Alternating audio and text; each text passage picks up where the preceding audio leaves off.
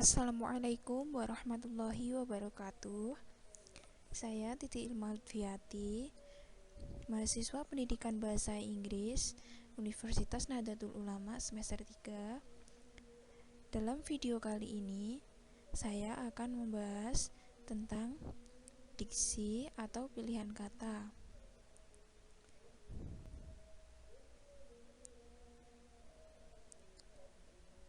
Bahasan kali ini yang pertama adalah tentang kaidah makna. Mencakup kata yang denotatif dan kata konotatif, kata yang bersinonim dan berhomonim, kata konkret dan kata abstrak, kata umum dan kata khusus.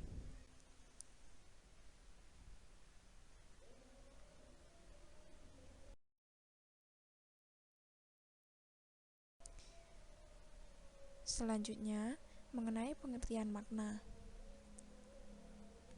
Makna adalah hubungan antara bentuk bahasa dan objek atau sesuatu yang diacunya.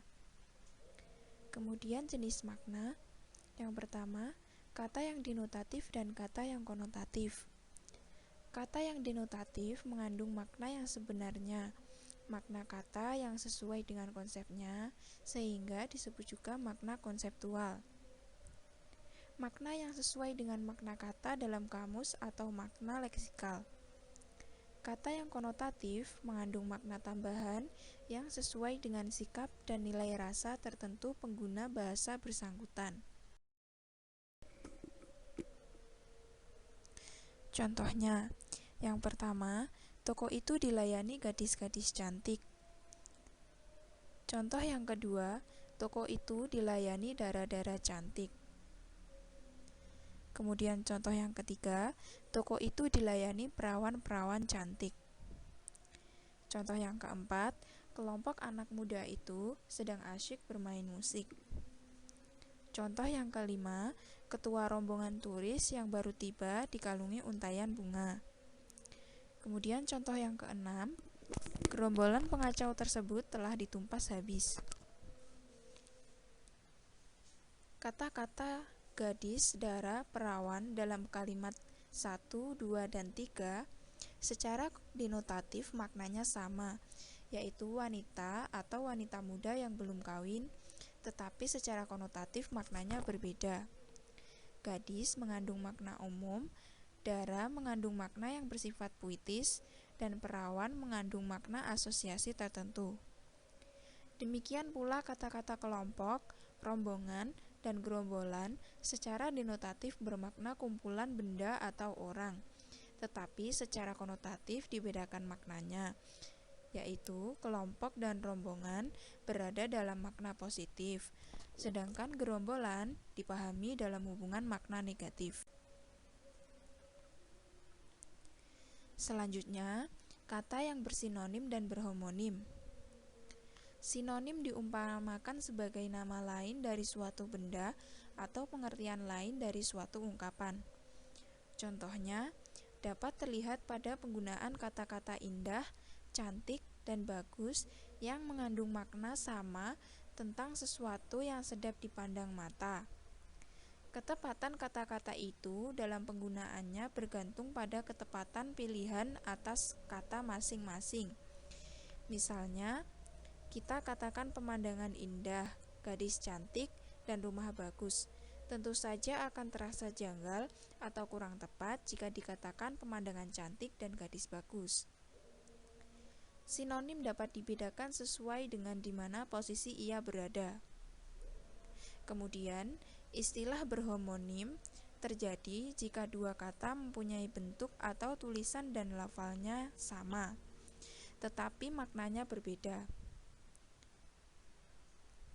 Homonim juga dapat dipahami satu kata yang mengandung beberapa makna, atau disebut kata yang berhomonim atau kata yang homonim. Contohnya, yang pertama, saya membeli beberapa buah buku tulis. Kemudian contoh yang kedua, buku tulang-tulangku terasa nyeri. Kemudian, Di samping homonim, ada pula yang disebut homofon dan homograf. Homofon adalah kata-kata yang sama lafalnya, tetapi berbeda ejaannya. Contohnya, yang pertama, "Bagaimana Bang? Setujukah?" tanya istrinya. Bang, singkatan dari abang semakna dengan kakak, yaitu kakak laki-laki. Kemudian contoh yang kedua, untuk menarik nasabah, beberapa bank mengadakan undian tabungan. Bank dalam kalimat ini maksudnya adalah suatu tempat. Kemudian, homograf adalah kata-kata yang sama ejaannya tetapi berbeda lafalnya. Contohnya, yang pertama, ayahnya adalah pegawai teras kantor gubernur. Kemudian contoh yang kedua, pada waktu malam mulai larut, tampak beberapa orang tunawisma tidur di teras toko. Dalam contoh kalimat pertama dan kedua terdapat kata teras dan teras itu bermakna berbeda, tetapi ejaannya tidak sama. Kemudian, kata konkret dan kata abstrak. Kata-kata yang tergolong kata konkret adalah kata-kata yang berupa objek yang nyata, dapat dilihat, didengar, diraba, dan dirasa. Kata-kata konkret dapat dilihat pada kata orang, pohon, kucing, awan, makanan dan minuman, dan lain-lain. Kemudian, kata abstrak adalah kata-kata yang berupa konsep. Kata-kata abstrak dalam bahasa Indonesia pada umumnya adalah kata-kata bentukan dengan konfiks awalan peng atau akhiran an dan awalan ke yang berakhiran an. Seperti pada kata-kata perdamaian, penyesalan, kecerdasan, ketahanan, kemudian seperti demokrasi, aspirasi, dan lain-lain. Contoh kalimatnya. Yang pertama, saya melihat seekor kucing memanjat pohon. Contoh yang kedua, perdamaian yang merata di seluruh jagat raya ini masih tetap merupakan impian. Dalam kalimat pertama terdapat kata melihat. Yang termasuk kata konkret itu adalah kata melihat. Kemudian dalam contoh kedua, yang termasuk kata abstrak adalah kata perdamaian. Kemudian yang terakhir, kata umum dan kata khusus. Kata-kata yang tergolong kata umum dibedakan dari kata-kata yang tergolong kata khusus berdasarkan ruang lingkupnya. Makin luas ruang lingkup suatu kata, makin umum sifatnya. Sebaliknya, makin sempit ruang lingkupnya, makin khusus sifatnya.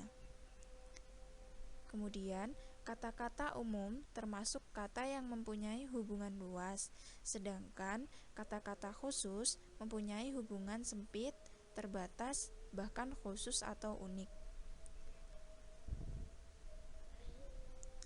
Contohnya, kata runcing dapat digunakan untuk menyebut sifat semua benda yang makin ke ujung makin kecil dan tajam.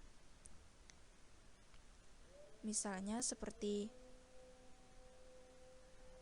bambu runcing. Kemudian sedangkan kata mancung hanya digunakan secara khusus untuk hidung yang runcing. Jadi kata runcing itu dapat digunakan oleh beberapa benda. Kemudian, jika kata mancung itu hanya bisa digunakan untuk hidung yang bermakna khusus.